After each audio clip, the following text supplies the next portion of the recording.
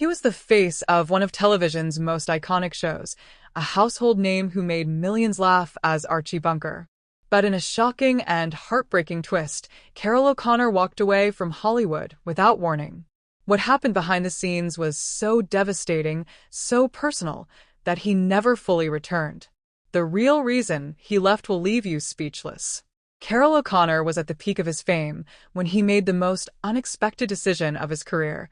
He walked away from Hollywood.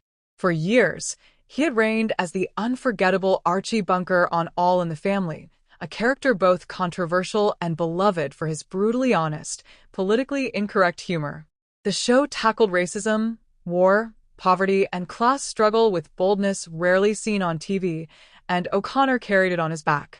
But behind the brilliant performances and critical acclaim, O'Connor was fighting a private battle that would eventually break his heart and change the course of his life forever. In the early 1990s, Carroll O'Connor's son, Hugh, began struggling with drug addiction.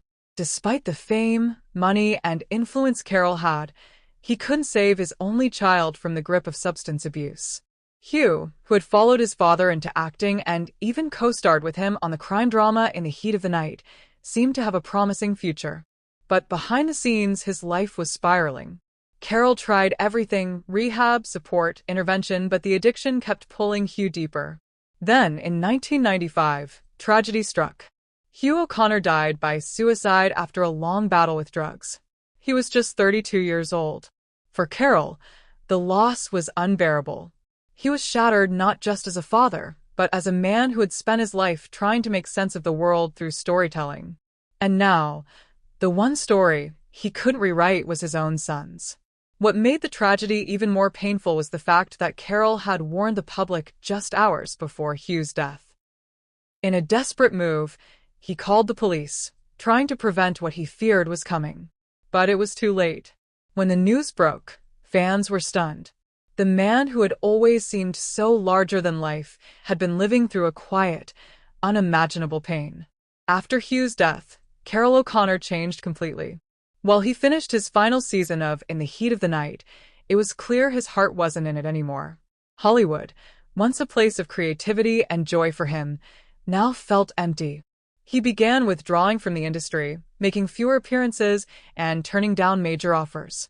He didn't want the spotlight. He didn't want applause. What he wanted was justice and answers. Carroll blamed a man named Harry Presidian for supplying his son with drugs and launched a very public campaign to have him prosecuted. The trial that followed was both emotional and grueling, but O'Connor was relentless. He used his fame not to promote a film, but to fight for legislation that would allow families to take legal action against drug dealers. That fight became his mission, far more important than any TV role. Eventually, he succeeded in helping pass the Drug Dealer Liability Act in California, turning his personal pain into public action. By the time O'Connor quietly stepped away from Hollywood, his image had transformed from sitcom legend to grieving father turned advocate. He never returned to TV in a major role. His final years were spent in relative peace, with his wife Nancy, away from cameras and scripts, choosing instead to focus on healing and legacy.